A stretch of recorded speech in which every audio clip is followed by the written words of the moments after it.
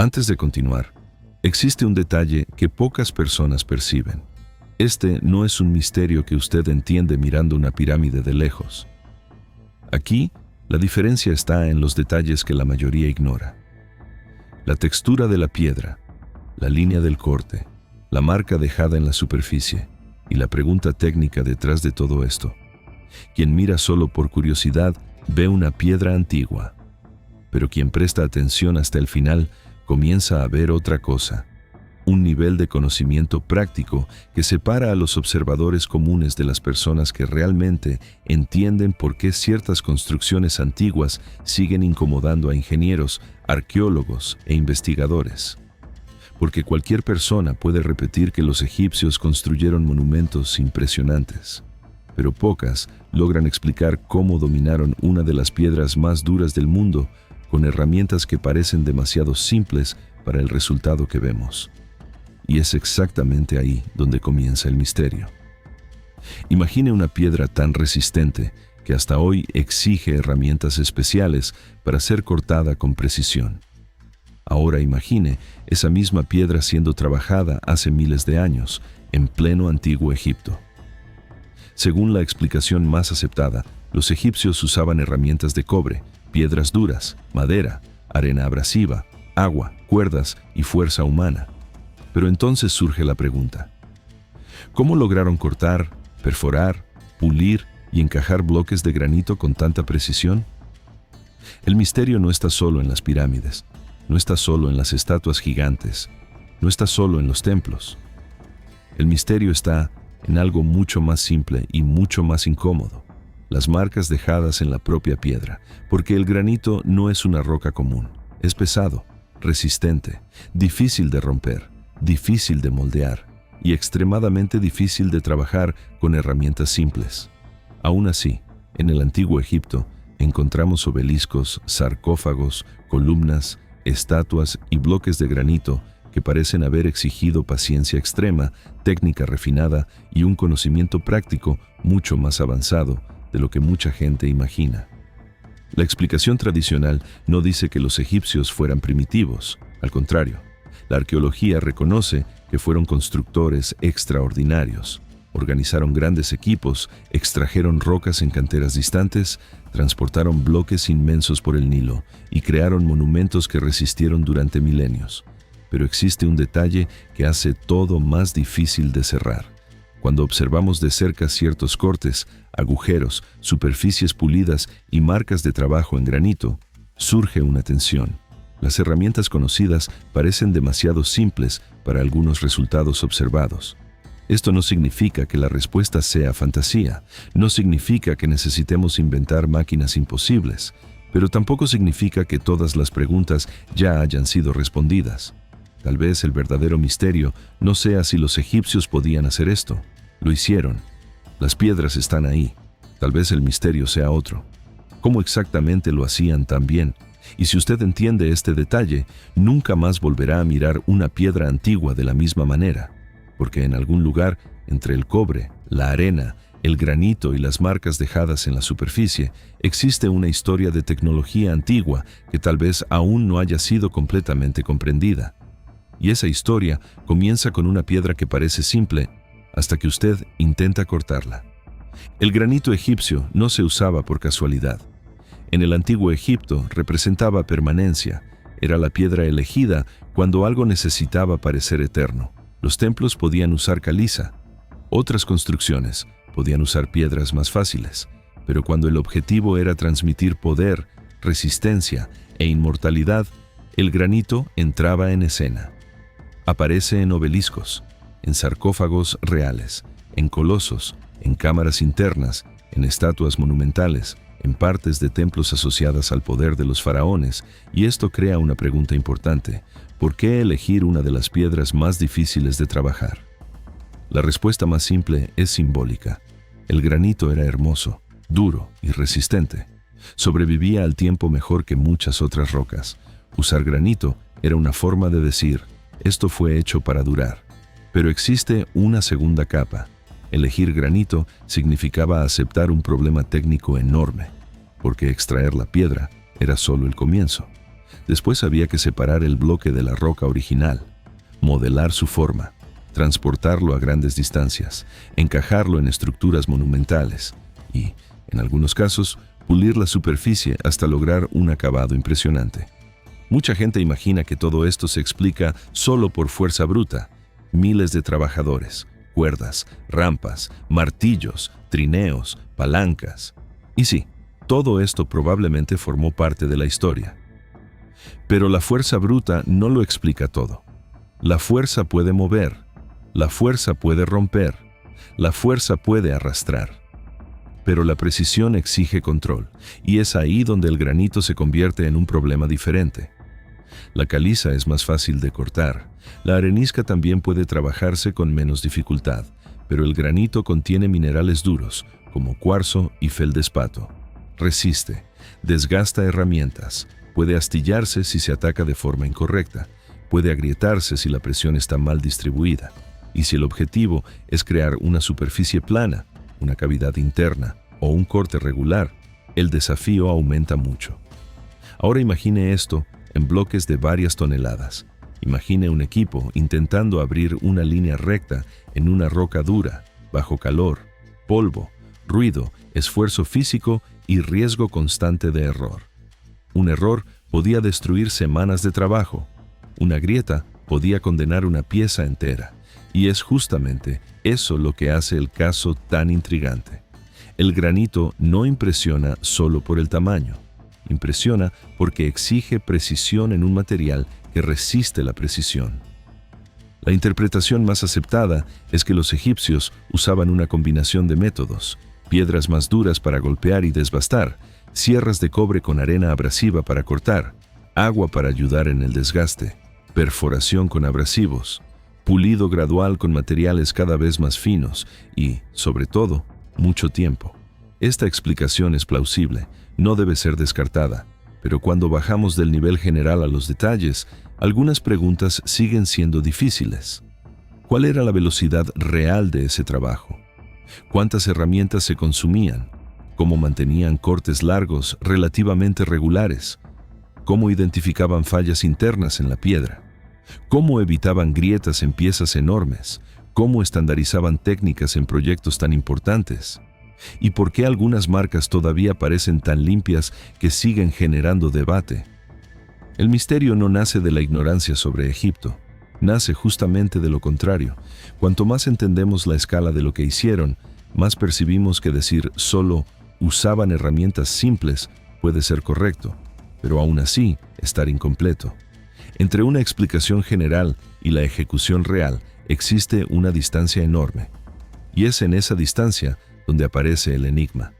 Para ver esto con claridad, necesitamos observar una de las evidencias más importantes: el obelisco inacabado de Asuán.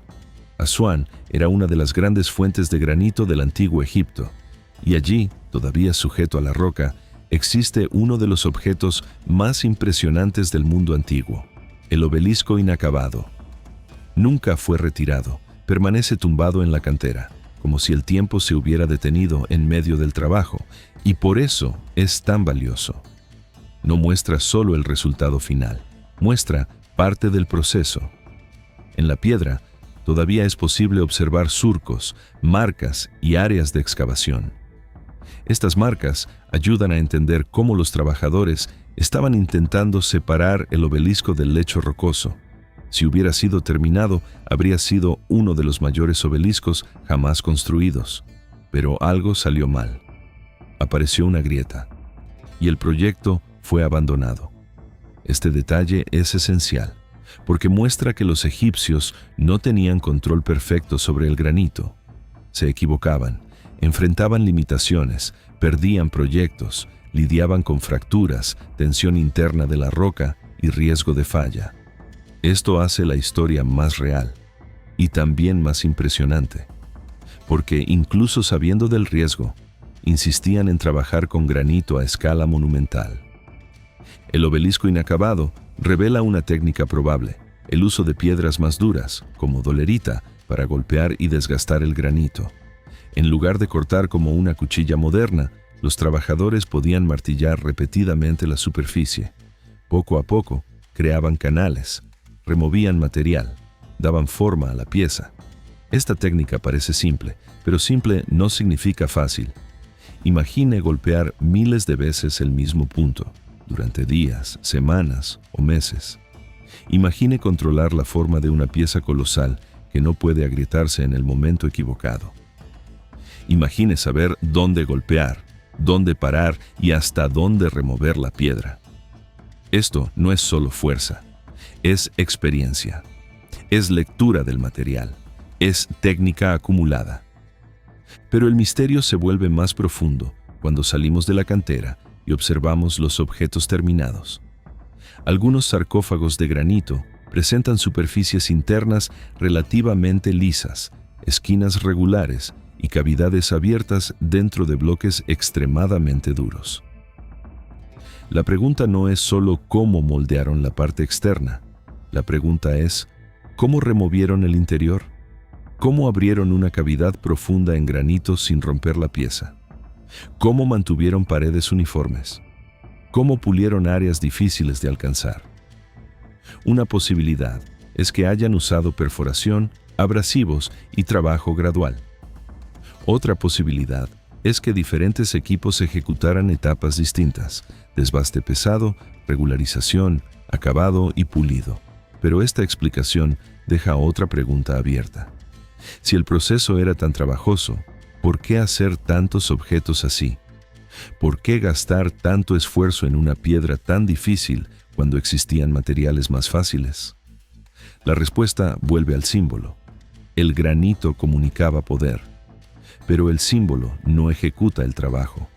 La creencia explica la motivación, no explica por sí sola la técnica. Y entonces llegamos al punto más importante: los cortes. En algunas piezas de granito y otras piedras duras de Egipto aparecen marcas que recuerdan cortes hechos por aserrado o abrasión controlada. La interpretación más aceptada es que sierras de cobre, combinadas con arena rica en cuarzo, podían desgastar la piedra.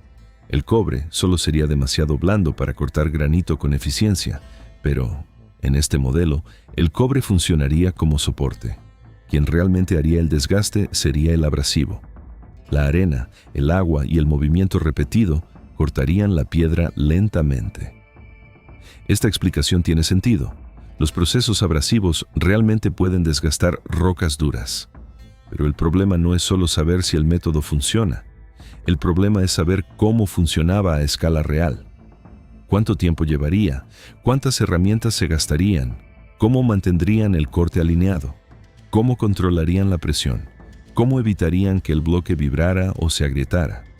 ¿Cómo entrenarían a las personas para repetir esto en obras diferentes? Es aquí donde la explicación común comienza a parecer incompleta. Explica el principio, pero no siempre explica la ejecución completa. Y una civilización monumental no vive solo de principios, vive de procedimientos. Alguien necesitaba elegir la piedra. Alguien necesitaba identificar fallas. Alguien necesitaba planificar el corte. Alguien necesitaba supervisar al equipo. Alguien necesitaba corregir errores. Alguien necesitaba saber cuándo parar.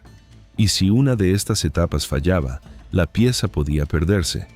Este es el punto donde el misterio se vuelve más interesante. Tal vez el problema no sea la falta de herramientas modernas. Tal vez el problema sea que perdimos parte del conocimiento práctico antiguo. Muchas veces, cuando hablamos de tecnología perdida, las personas imaginan máquinas desaparecidas. Pero la tecnología perdida no tiene que ser una máquina. Puede ser una técnica, un método, una secuencia de trabajo, una forma de entrenar artesanos, un conocimiento transmitido de maestro a aprendiz, un modo de mirar la piedra y reconocer lo que ella permite o no permite. Este tipo de conocimiento raramente aparece completo en inscripciones. Vive en las manos, en la experiencia, en la repetición, y puede desaparecer cuando una tradición se rompe. Esta es una hipótesis conservadora, pero muy poderosa. No necesitamos imaginar una máquina perdida para reconocer una técnica perdida. La pregunta deja de ser, ¿tenían los egipcios tecnología moderna? Y pasa a ser, ¿cuánto conocimiento técnico antiguo desapareció sin dejar manual? Esta pregunta lo cambia todo, porque permite mirar el granito egipcio sin disminuir a los egipcios y sin transformar el tema en fantasía. Pero todavía falta una pieza. Si las técnicas se basaban en abrasivos, fuerza y repetición, ¿por qué algunas marcas parecen tan regulares? ¿Por qué ciertas piezas dan la impresión de una eficiencia difícil de imaginar? Para responder, necesitamos observar las hipótesis principales. La primera hipótesis es la más aceptada. Los egipcios usaban herramientas simples combinadas con abrasivos eficientes. La arena rica en cuarzo, mezclada con agua, hacía gran parte del trabajo. El cobre servía como soporte. Las piedras duras servían para el impacto. El pulido se hacía por desgaste gradual. Esta hipótesis es fuerte porque no exige tecnología desconocida, combina con los materiales disponibles en el antiguo Egipto. Y también combina con experimentos que muestran que la abrasión puede cortar piedra dura, pero tiene una limitación. Una cosa es probar que un método funciona. Otra es probar que fue usado a gran escala, con velocidad, control y calidad suficientes para todos los ejemplos conocidos. Por eso surge una segunda hipótesis. Los egipcios tal vez tenían una cadena de trabajo mucho más especializada de lo que imaginamos. No estamos hablando solo de trabajadores arrastrando bloques, estamos hablando de maestros de cantera, artesanos de acabado, especialistas en pulido, equipos de transporte, supervisores, planificadores, personas que dominaban diferentes fases del proceso. El secreto tal vez no estaba en una herramienta milagrosa, estaba en la organización, en la repetición, en la experiencia acumulada, en la capacidad de transformar una tarea imposible para una persona en una tarea posible para una civilización entera. Esta hipótesis combina bien con el antiguo Egipto. Al fin y al cabo, esta era una sociedad capaz de coordinar agricultura, impuestos, religión, escritura, navegación y proyectos monumentales.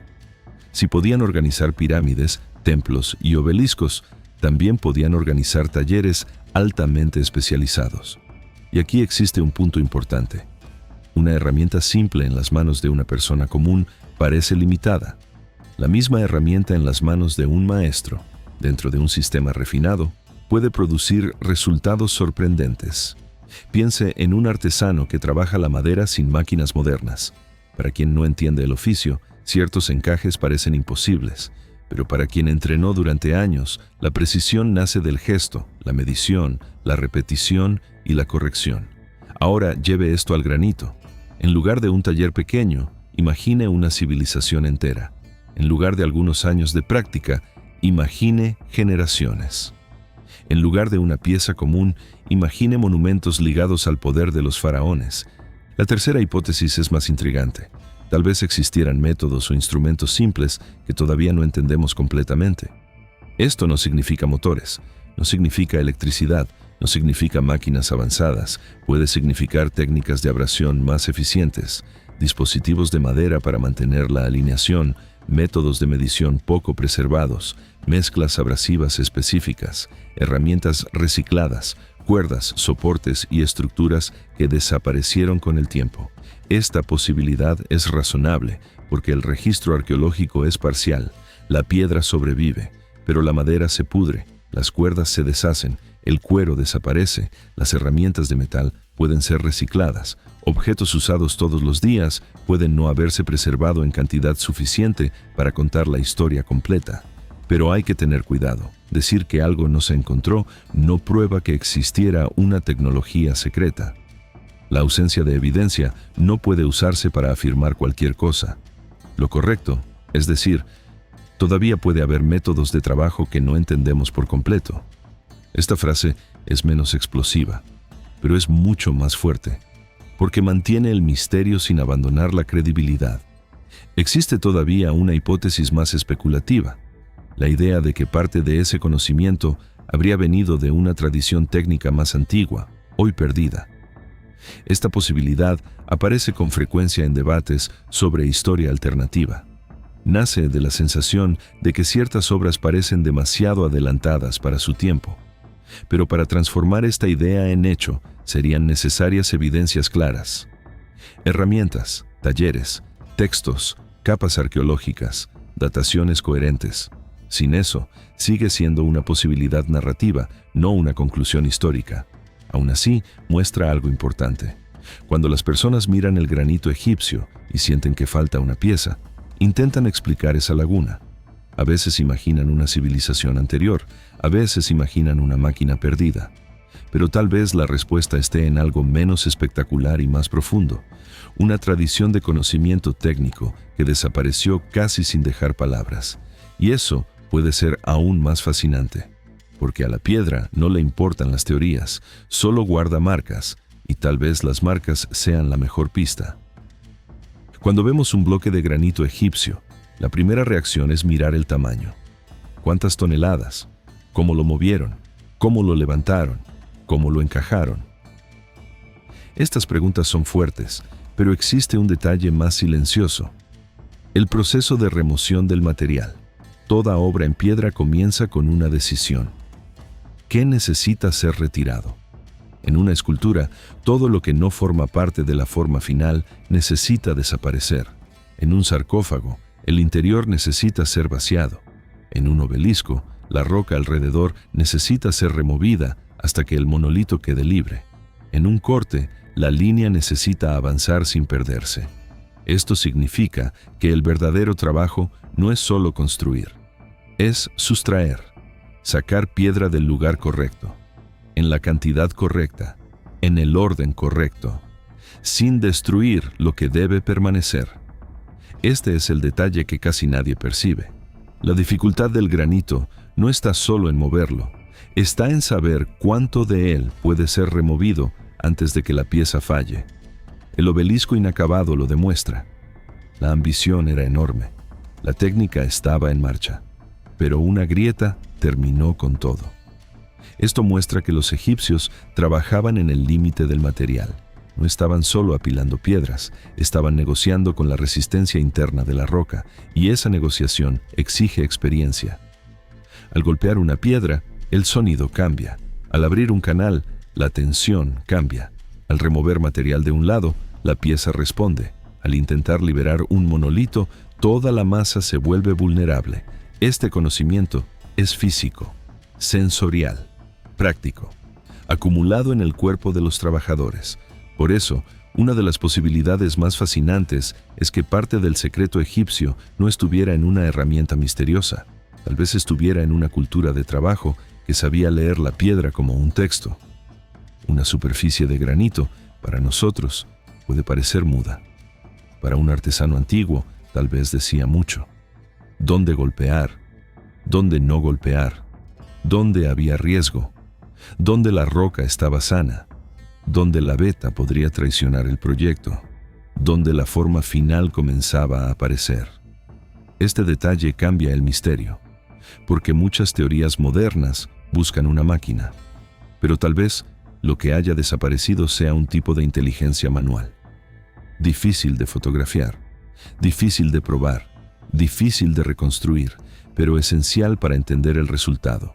Y ese mismo patrón aparece en otros misterios antiguos: bloques perfectamente encajados, templos excavados directamente en la roca, cámaras subterráneas, ruinas que parecen simples a primera vista, pero esconden problemas de ingeniería mucho mayores.